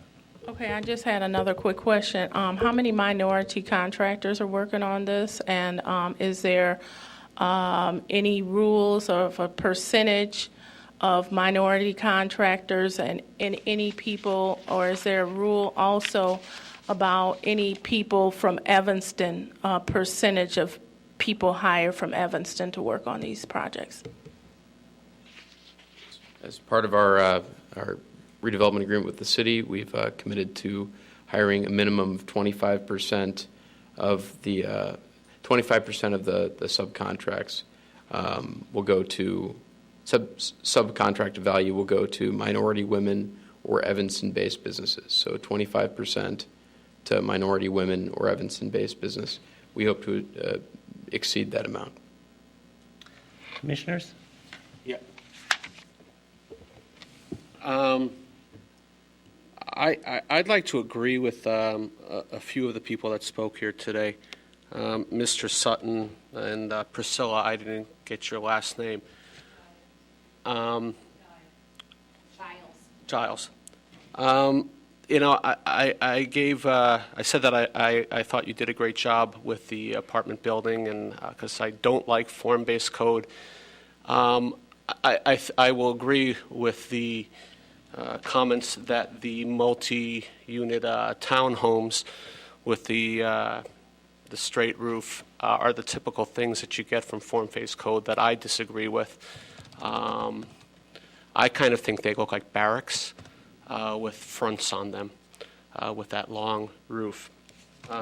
My other comment, I'm going to go back to a felony, and I know you have made comments that we're a plan commission and we shouldn't be talking about it, but it was presented to us, and so I think that gives us the right to discuss it. You have the council talking about, because of Ms. Tisdall, to reduce the penalties on marijuana to $50. Because what happens is people's lives get ruined by marijuana arrests, and our mayor has recognized that. It makes it impossible to get jobs. It also very often makes it impossible to get into colleges because of mistakes people make in their teenage years, and I would say also their adult years. So an arrest for marijuana can result in a felony, which would then exclude that person from renting these units, and I just don't think that is right. I also don't think it is right for a drug test on marijuana to exclude you from renting from these units, especially when the city is basically going to decriminalize the possession of marijuana, small amounts of marijuana. So you've got the city saying, okay, we're going to give you a $50 ticket. We don't think we should be impacting people's lives, especially for jobs and for entry to college, but yet it's going to impact the ability for somebody to rent these units that are being built in Evanston. So those are my comments. Other commissioners? Ms. Puda? Any comments? Go ahead. Let's just go right down the row. Right. To the comment that Seth made, I agree. If even this is not the venue to discuss it, but you should mention what the venue to discuss this issue says. These rules for renting these units. Where do people object to such rules? I also agree that if someone was in jail for some offense and they paid their dues and they have an income and a job, excluding them is a bit harsh in my view. Why should they be judge and jury on somebody who's already been convicted and served time? I agree with you. Exactly. What's the venue? Yeah. What is the venue? I assume the venue is tied to the development agreement, and that would be the only place where the city would be able to regulate that question. I'll ask staff. I mean, Maybe there are other venues. These are public funds. To raise this argument. These are public funds. It's regulated and permitted by HUD. I was involved in this question in the city, where the requirements are stiffer for the mixed housing that the city is involved with in building. I mean, generally, city, I mean Chicago. Sorry. I mean, the city generally follows the rules of HUD in terms of our housing programs in that regard. The tenant screening criteria that were mentioned, this is a different scale of project than what we normally are involved in, but obviously they comply with HUD regs or else Brinshore would not be doing those. I understand the comments that some members have made, but those are the criteria so far that have been used in other similar developments in this region. By Brinshore. No, the city of Chicago in their redevelopment projects uses very similar criteria. But these criteria did not come from the city of Evanston. They came from Brinshore. I think that's correct. That's correct. That's what I'm saying. So Yeah. you have a private company using private funding, putting... Public funding. I meant public funding, then putting their own criteria, not the government's criteria or the people's criteria on who can rent. I find that to be objectionable. And I would concur on that. The argument you make is one that's been made in front of HUD in connection with the regs for these programs. And they have approved these kinds of criteria. They're very widely used. I don't have a problem if our elected officials, actually I might have a problem, but if our elected officials are the ones who decide these criteria, the way you can get rid of those elected officials is to vote them out, okay, for making criteria that you don't agree with. But a private organization, you can't do that with. You can, where there's public funds involved, the programs are approved by the elected officials. We have congressmen, senators, presidents. Point. It just sounds like, I mean, we're talking about discrimination. And, I'm sorry. I mean, we're talking about people being discriminated against because of their previous past or whatever's happened to them. And all I'm asking, and I still haven't heard the answer, is where can we go to object to some of these criteria? And the staff has no answer. No, I'm asking. Yeah, the U.S. Department of Housing Development has approved these kinds of tenant screening techniques. You're, I think, objecting to it tonight, those who are objecting, and certainly that will be duly noted as we go forward. Go ahead. Whether the criteria, the screening criteria is approved by HUD or not, I think it is a subject worthy of debate in front of the full council as far as the criteria as it relates to criminal history. I think it's worthy of debate. That's as far as I'll go on the subject. I think this is an excellent project overall. Traffic is a problem without question in that area, but this project isn't going to make it any worse. I have a question about LEED certification. Can you tell me where we are as far as that is concerned? Sure, there's two components. One is on the site level, we are a registered lead for neighborhood development project, and for the vertical buildings, the construction, we'll be following the Enterprise Green Communities Standard, which is a highly used green criteria within the affordable housing industry, and is one of the methods used to establish environmental sensitivity by IDA. So we're going by green communities on the building level and lead for neighborhood development on the site level. Seth has talked. Go ahead. Okay. I think one of the unique characteristics of Evanston is the ability to draw a wide variety of people. But I have very strong feelings about giving preference to Evanstonians first and then opening it up afterwards. I think we owe that to our community. I think it would strengthen the project significantly. Absolutely right, Mr. Sure. Go ahead. The comment just expressed by Mr. Scher, I agree with 100%, 110%. I think that this project is going to, whether or not it's successful, is not going to be on whether it's done. I think the success of the project is going to be on how well the project is implemented with the stakeholders and the people who live in that neighborhood, and then more broadly, the people in Evanston. And certainly we can't impose any restrictions or any conditions, but I would appeal to the developer to recognize that with the benefit that you have in being able to acquire the land and the benefit that you have in terms of accessing the funds to do the project, I think that your most prized asset is going to be the people in the community and in Evanston. I also want to point out the neighborhood stabilization program, at least based on my familiarity with it from a professional standpoint, the federal funds for neighborhood stabilization are limited to, I believe, residential development. So I think it's important for the stakeholders to understand that the funds come from the feds and they're restricted. So Bryn Shore couldn't build a technical skills training center even if it wanted to.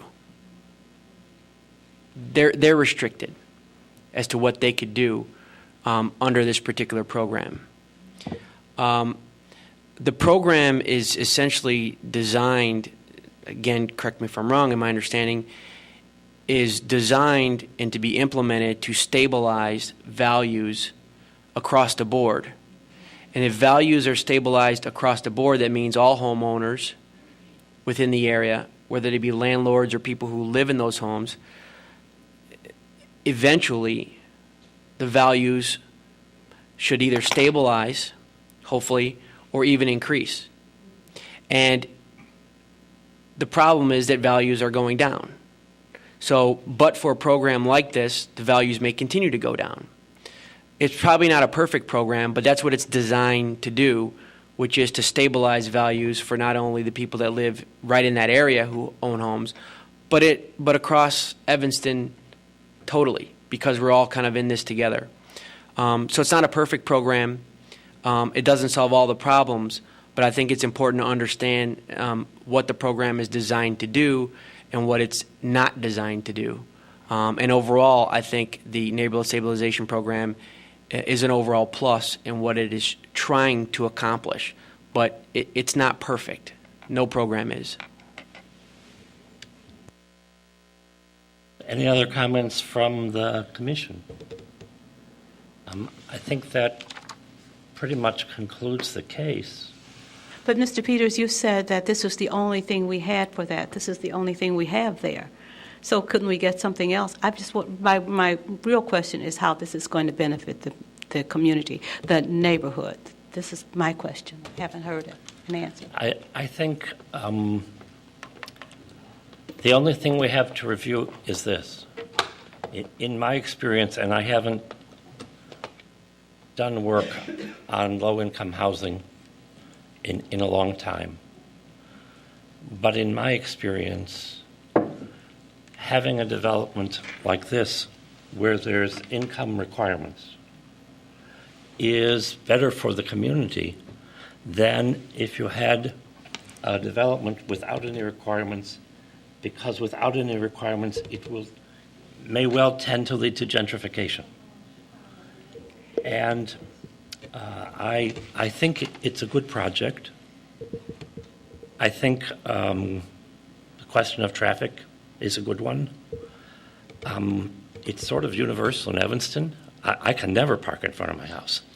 And after these late meetings, I'm walking a long way. But I think overall it's a good project. I think it's really important that they follow the rules. And if Ms. Payton is having difficulties with other city projects where they're not following the rules, I hope the city she'll tell the city and they'll follow up.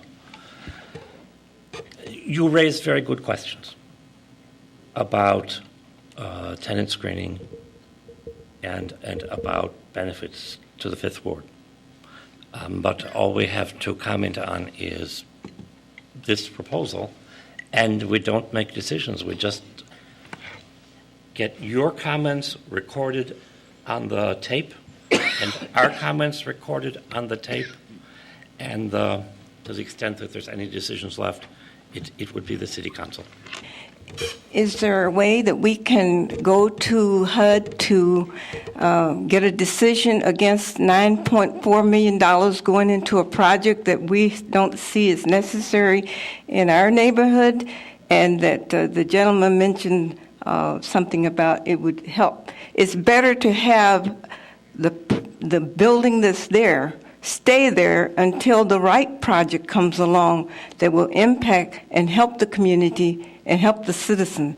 It's better to leave it there than to have something that is going to have a terrible impact on us for years to come. Well, your opinion is in the report and in the testimony. What I'm asking is, can we go to HUD or go to some other authority to determine what is needed for this neighborhood? I don't know the answer to that, but I think we're a long way toward commitments having been made.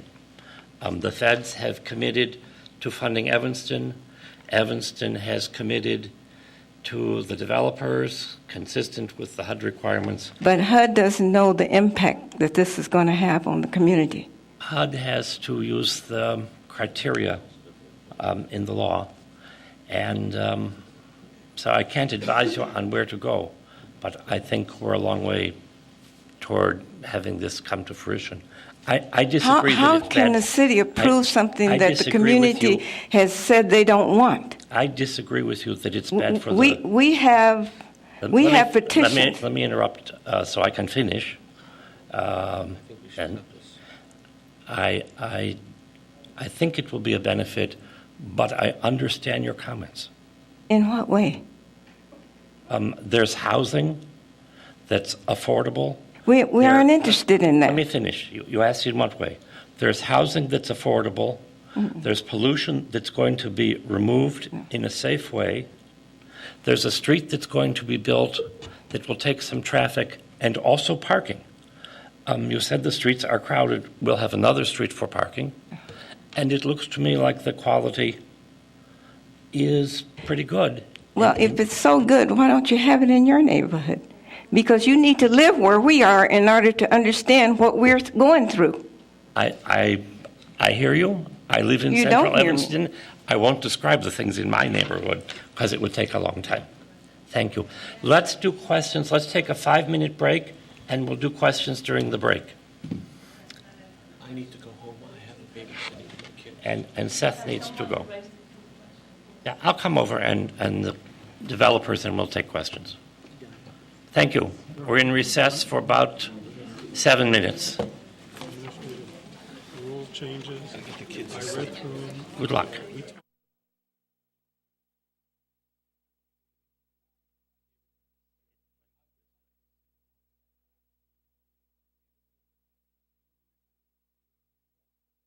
setbacks and drawings.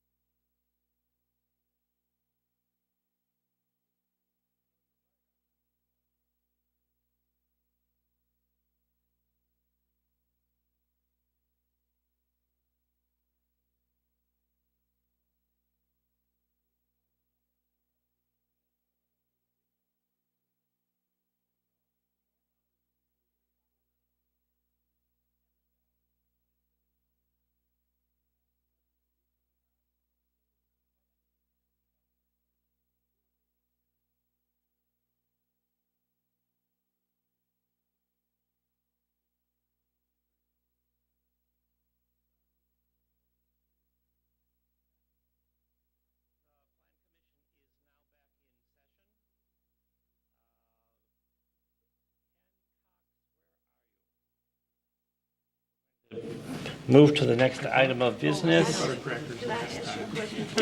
Yeah. Are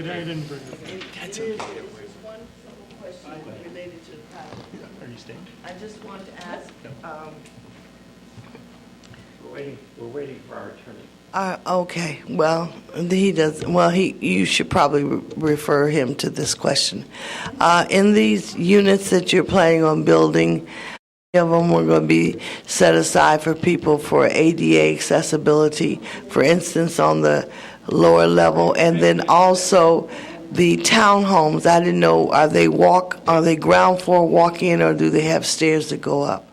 My concern is about ADA accessibility, and will anybody who has a disability be eligible if they meet the requirements to purchase or rent?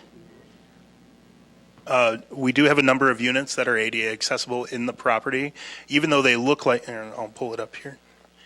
There are a couple units in the townhome structures that you see, primarily in that we have the 5-unit structure and then the 4-unit structure. The 4-unit structure will actually have a ground floor level floor plan and then a second-story floor plan. So the first floor is fully ADA accessible, and then a family above could live on the second floor. So it looks like 2 separate townhomes, but the floor plans are actually designed so there's one floor plan on one floor and a second floor plan on the second floor. Additionally, on the 6 flat structures, the units on the north side of the parcel, there are ground floor units that are at grade and are fully ADA accessible. So there have been designed ADA compliance within the structures themselves. We'll make sure all information is available on the NSP2 website. What percent of how many are going to be low income?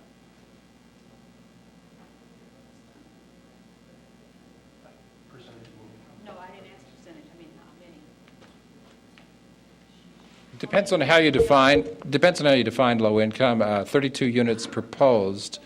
We'll put up the chart on the website, but I think all but a few units are under 80% of median income, and most of them are under 60% of median income.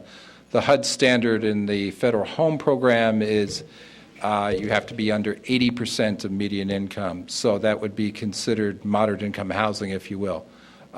So there is a range, if you will, of affordable housing, low and moderate income opportunities within this development that encompasses most of the 32 units. Comment the draft rules. There are 32 units in total, correct? 32 units. Right, and 10% of them, I believe, are geared for market rate. The rest are part of a skewed income distribution. But we'll make sure that chart that was part of the PowerPoint tonight is up on the website. So that brings us to the question of the proposed draft rules, and probably the best way to proceed. If staff have comments, I don't think you have to go through it all with us because we've read them, but if you have things that you particularly want to bring to our attention, that might be appropriate.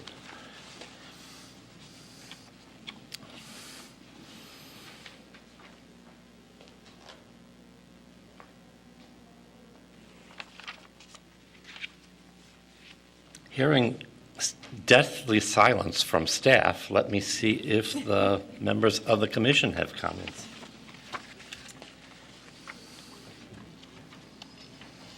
You know, I read through the 16 or 18 pages that were sent, and my memory of the discussion from last time is you were very consistent in putting in what we had talked about. A lot of it revolved around the discretion of the chairman on timing of individuals and groups. And I think if we just go to that area, we'll probably cover the stickling points. Did you have any questions about the timing and order? No, I think that it was pretty consistent with what my memory was. I thought it looked good, and I liked the fact you defined interested persons in terms of people who want to cross-examine.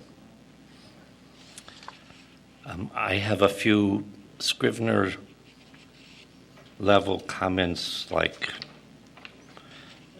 use the word timely delivery instead of promptly deliver on page 6, number 5. It was on public notice because you may have a notice ready before it should go out.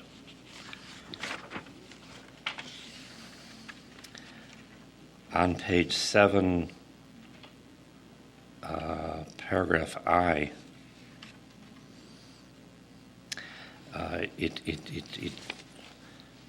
I suggest the phrase "for a hearing" be inserted after the word "commission" on the second line, because I think where there's nothing, where a matter is before us for purposes other than a hearing, it would be okay for members of the council to hear what the citizens say. But for hearings, the decisions should be based on the testimony. For example, I intend at some point to bring the question of snout-nosed garages before the commission and bring pictures of Maple and Foster. People have complained to me, how did it get to be that way? And I think it's a problem in our code. It's not before us, it's not a hearing. We should be able to consider what people tell us.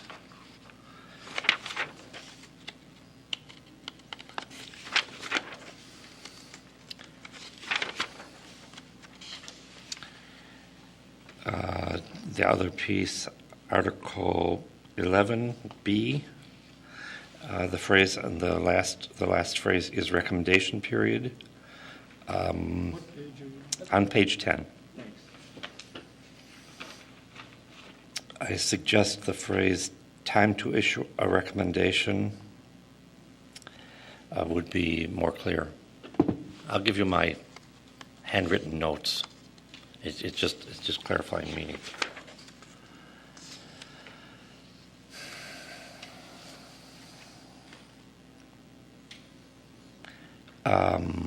Let's see. In paragraph I,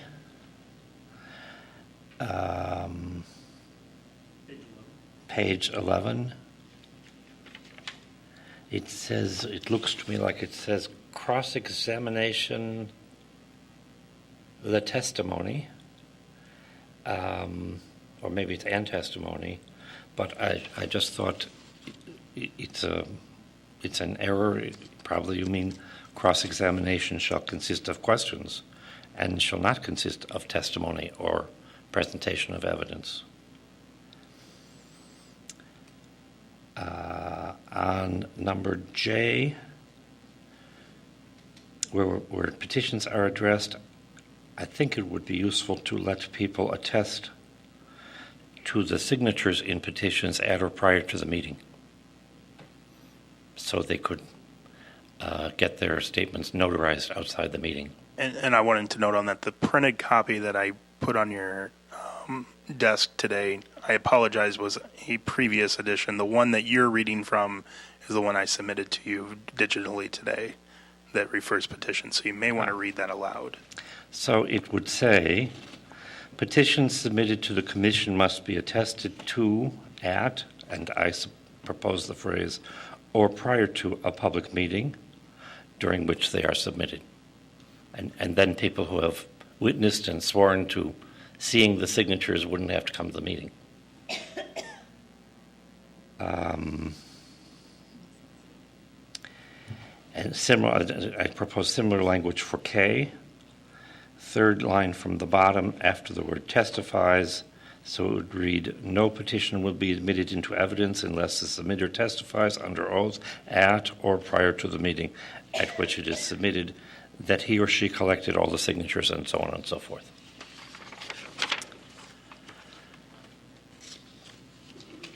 I'm going to move to page 12, part L at the top. I think also in the list of things to consider, we should add the available time before the commission must make findings and a recommendation. This is on the question of limitations on taking evidence and how long people can talk. I think available time is relevant. And then in N, it reads, items can be placed on the consent agenda, but the last bulleted paragraph is not about putting items on the consent agenda, but taking them off.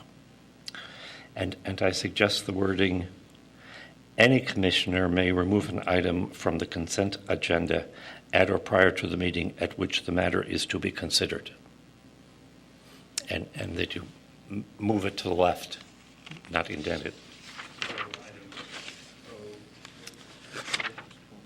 That would be N, the last part of paragraph N. I'd leave it probably as a part of N.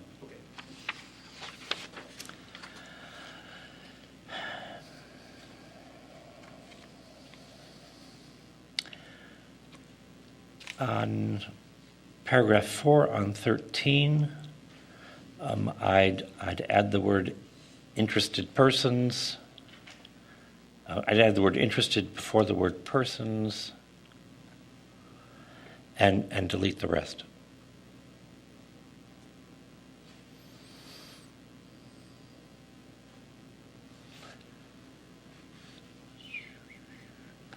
And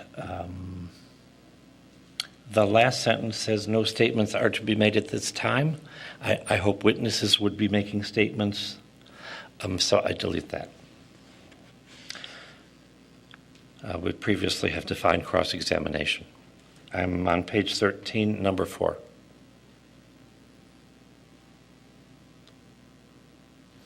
And the words I propose to delete are with an ownership or leasehold interest of the applicants, their witnesses, and persons supporting the application.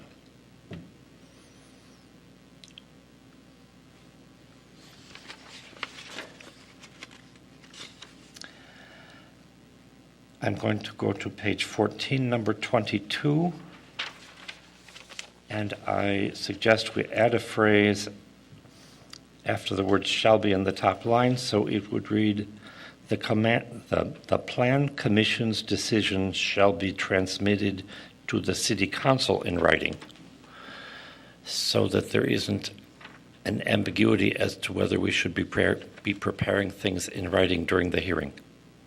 And in any case, it is submitted to the City Council in writing.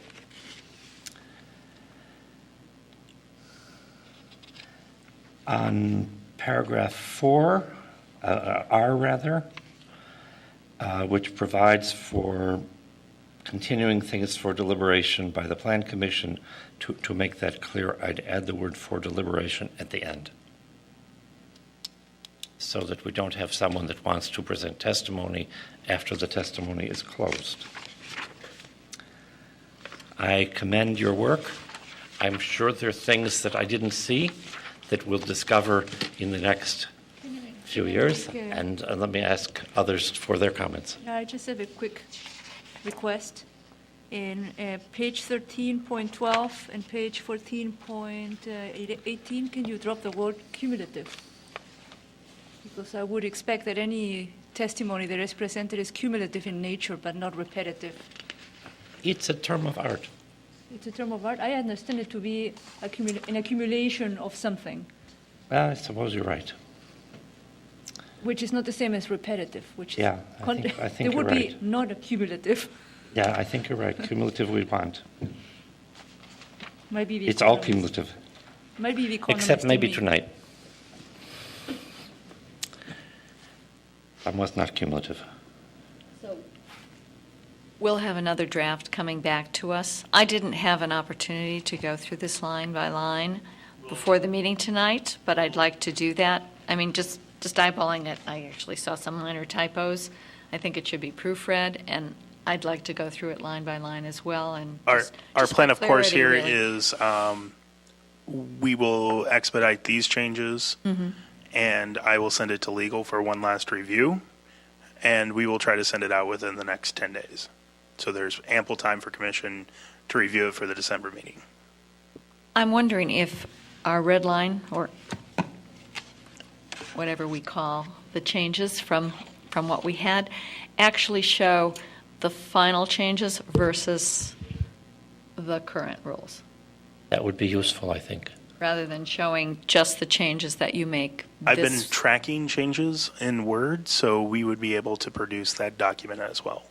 Okay, I think if we see something that is all the final changes cumulatively You should be able to. versus what is currently the set of rules that we're working from, that would be useful.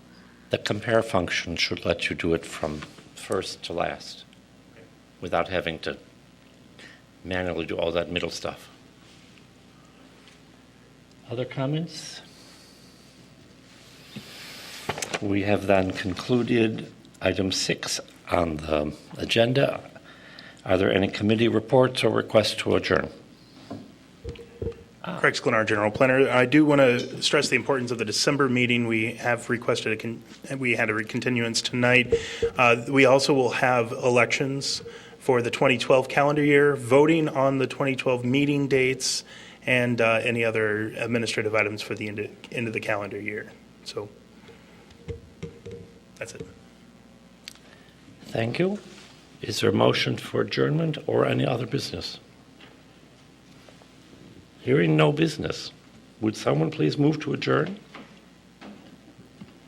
I will move to adjourn. Is there a second? I will second. All those in favor? Aye. Motion is granted. The meeting is over.